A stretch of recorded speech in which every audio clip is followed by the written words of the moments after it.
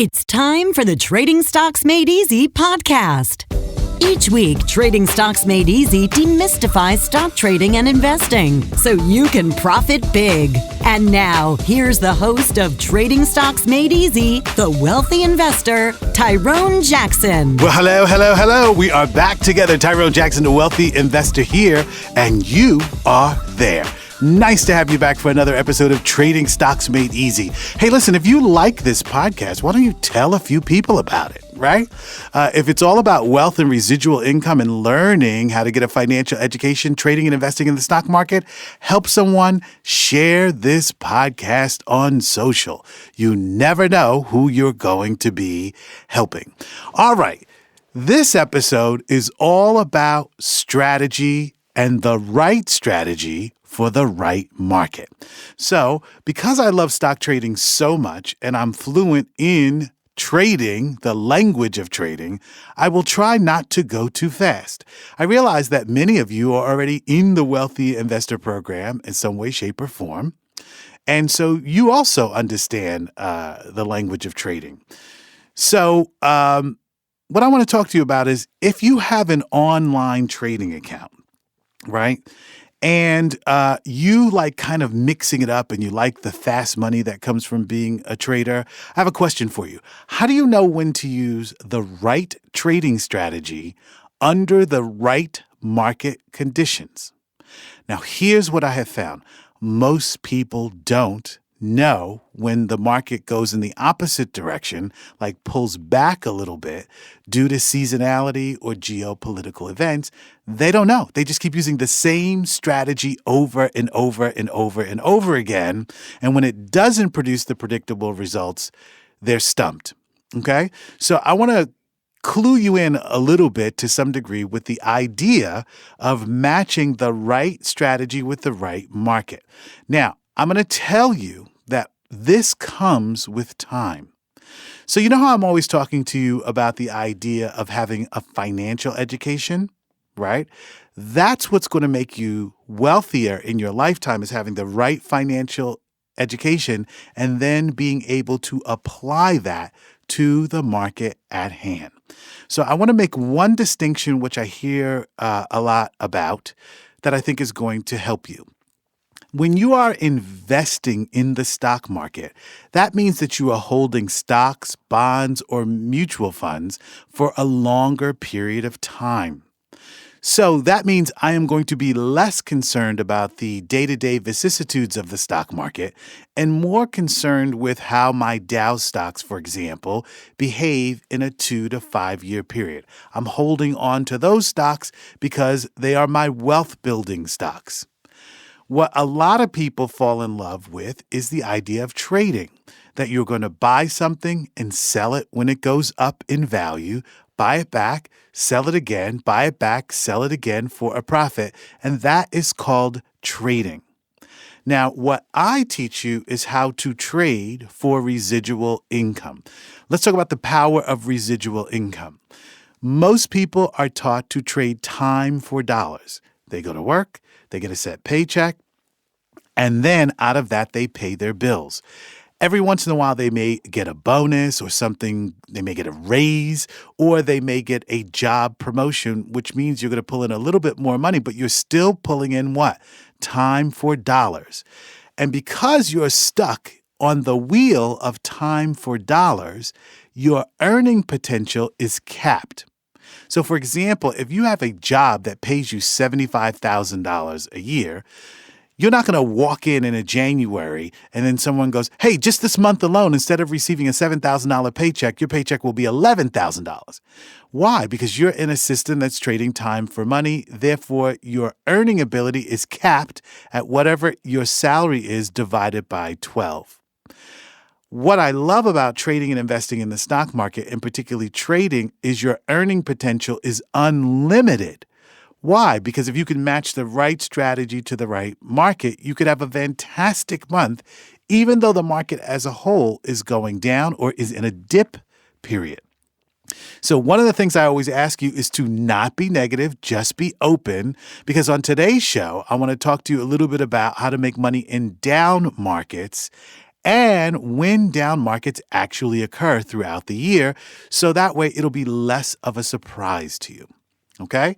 So our core strategy that I share with you all the time is covered call writing.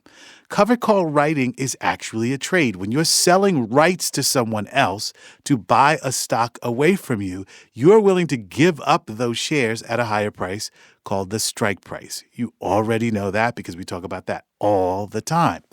However, can you sell covered calls when your favorite stock is declining? Yes, you can. You can still generate income, but typically in a declining market, your covered call income will drop. So if you're used to that consistent $5,000 or $7,000 a month coming into your account, and all of a sudden the market drops, you're not going to be earning that $5,000 to $7,000 because the call premiums that you're going to take in are going to be less, and you're going to be selling covered call premiums that are out of the money, a little further out of the money than where you would be when stocks are rising. So if you're someone who's in that $5,000 to $7,000 a month category, you're going to notice in the month of October, your earning power is going to decline. Maybe you're only going to pull in $1,500 or $2,000. Now, let's talk about the month of October and trading in the month of October. Anything that's ever happened that was negative or bad in the stock market historically happened in the month of October. Now, I always talk to you about Wall Street institutions that really control the trades. Why? Because they can buy 500,000, 1,000,000, 200 shares at a pop. Therefore, they're going to affect a stock's price behavior simply because they have the buying power. Well, here's something you may not have ever heard before. Institutions like banks, insurance companies, and hedge funds, as well as college endowments, which I call big money, they tend to not pump as much money in the month of October into the stock market because they are superstitious. On Wall Street, they call it sentiment. Sentiment gets very negative in October, so every October for the last 15 years has ended down. Now, there's nothing wrong with the stocks that you're investing in or the stocks that you're trading, but this negative sentiment, to use Wall Street terminology, is always pervasive in October, especially the second half of the month. So if I understand that historical pattern as a trader, not as an investor, if I understand that historical pattern as a trader, I know I'm not going to be trading in big blocks in the month of October because the market is going down. Okay? Right. So am I still covered call writing in the month of October? I am. But now I'm going to use my advanced education and put that to work so that this October pullback now works in my favor. And to trade at a higher level in the month of October, I need to understand a trade called a spread. So without going into too much detail, let me explain to you what spreads are. In a covered call, I am selling an option to someone I don't know to buy the stock away from me at a higher price. In a spread, I am selling a call against an option that I have purchased. Now, if you know anything about my trading strategy, you know I only purchase LEAPS options, long-term equity anticipation securities. So a LEAPS option allows me to sell a call against it. A long-term LEAPS option allows me to sell a call against it, much like a covered call, but that call that I'm going to be selling against my LEAPS is going to be, one, out of the money, and two, at a place where I think the stock is not going to go to in the next 30 days. That spread serves two purposes. It allows me to bring in income that's similar to my covered call income. And for those of you who are really advanced, it allows me to take advantage of time, which is called theta decay. Okay? So I can take advantage of theta by selling a front month call against a longer call. Now, if you're really in the fast lane, then you understand that there's a calendar spread, and then there's something called a bear call spread, which allows me to sell a call against a shorter dated call. Now, this is where trading gets really interesting and people go, wait a minute, Tyrone, now what are you asking me to do here? Okay? All right. So if a cover call is an option sold against a stock, can I bring in money selling a call against a longer dated option? The answer is yes. And can I bring in guaranteed income selling a call against a shorter dated option? Yes. Now, both of these strategies, selling calls against a longer dated option and selling calls against a shorter dated option, are very lucrative when you learn how to apply them. And what I see in the online world, people who teach stock market trading like I do, most of them aren't fluent enough in spreads to even begin to explain the theory behind selling a call against another call, longer or shorter dated. Because most people think of markets as only rising, and that's not the way that it goes. So what am I trying to tell you here? That if you like unlimited income, at some point you're going to have to graduate yourself to more sophisticated trades outside of covered call writing, because covered call writing works best when markets are rising, or to use Wall Street terms, when markets are bullish. When markets are neutral or bearish or slow, spreads are the way to go. Okay? So I know that this is a lot of language and a lot of trading ideas, as they say on Wall Street, but this is how people who love to trade really make money in up and down markets. Now, here's the thing I want you to remember, and I talk about this constantly on the show. A stock can only do one of three things: go up, go down, or stay the same. I'll say that again. In reality, a stock can only do one of three things. There are three variables: go up, go down, or stay the same. So what do you think we do when stocks go up? We refer to that as a bullish market. We sell out of the money cover calls and we take the premium plus cap gains.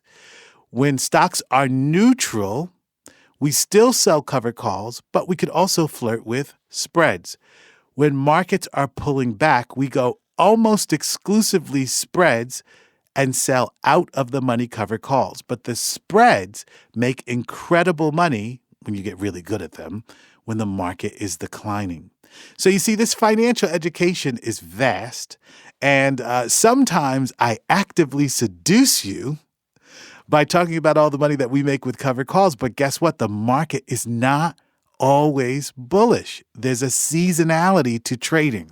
And that seasonality and understanding how seasonality affects your trading is what this show is all about. So you know how I'm always trying to get you to raise your consciousness, to tune into the idea that your life can be 10 times bigger financially than you ever thought?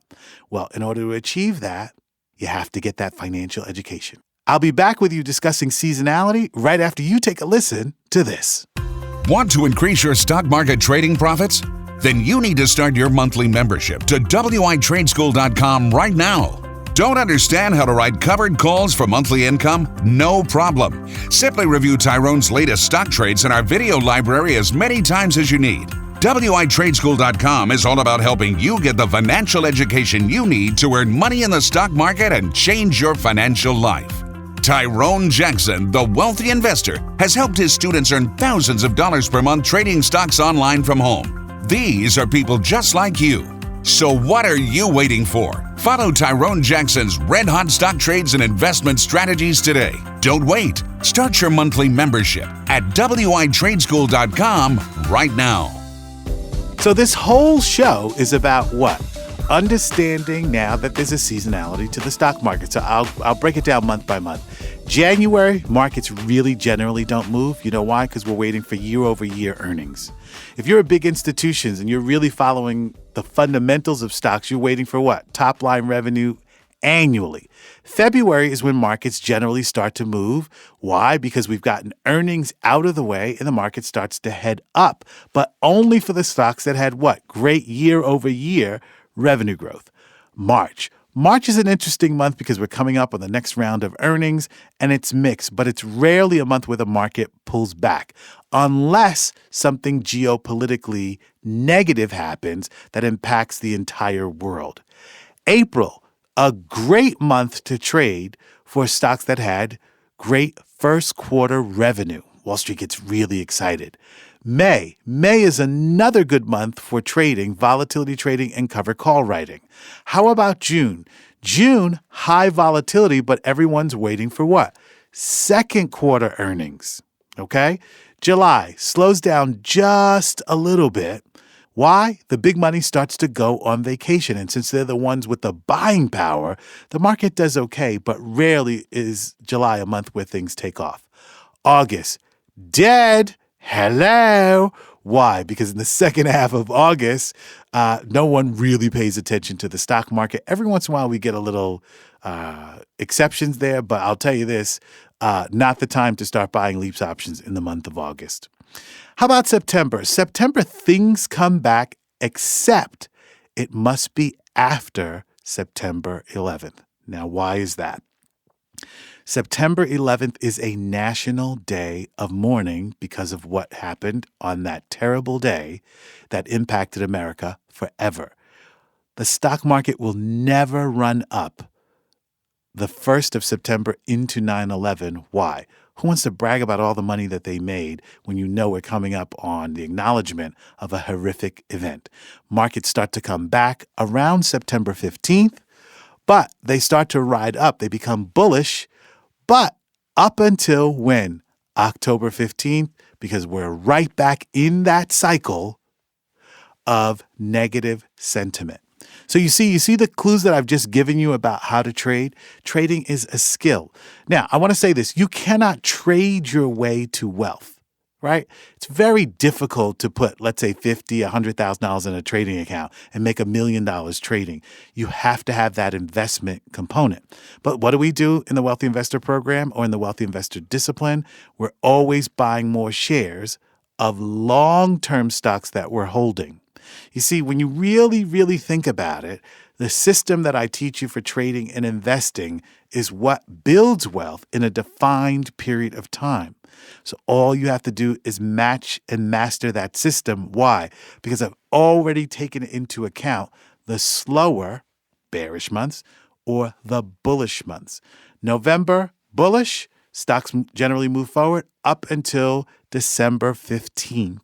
And the reason that we generally don't get a bull market after September 15th is because all the big money on Wall Street, all the big traders have already gotten their bonuses for all the money that they made throughout the year. Okay? So I really want you to get to understand that trading and investing is a skill. It's not that difficult. Or as a buddy of mine says, nothing is difficult once you know how. Well, guess what? Nothing is difficult in the stock market when you learn and you respect seasonality. So sometimes a lot of people like to trade and invest and they think they could use the same strategy over and over under every market condition. And it's just not true. If you're an investor, you don't have to worry about the seasonality that much. Why? You're buying in some bear markets, you're buying in the neutral markets, you're buying in bearish markets, and over time, the only thing that you're concerned about is your investment's performance over a 2 to 5 year period. You're in it for the longer term. But these trading patterns are really important since most of you listen to the show, you like fast money trading. What I like to do is show you how to take advantage and anticipate the seasonality that has stood the test of time in the stock market so you can adjust your expectations and make sure you're using the right strategy at the right time. So if you're into wealth and residual income, you've come to the right place. The education that you need moving forward, it's what's really going to accelerate your growth and reinforce the discipline and the ideas that I introduced to you in this show. Hey, listen, that's a lot to consider. Please make sure you listen to this episode more than once because it takes time to really absorb and understand seasonality. But once you do, the world of trading and investing become yours forever. and you and I are on this path together. Hey, if you like this episode, as I said at the top, make sure you share it with someone. Why? Most people in our country and in our world could use more residual income and less trading time for dollars. For Trading Stocks Made Easy, this is your lovable wealth coach, Tyrone Jackson, saying, I'll see you next time. You've been listening to the Trading Stocks Made Easy podcast. Be sure to rate and review our show on iTunes. While you're on iTunes, be sure to click the subscribe button and you'll automatically receive our next episode.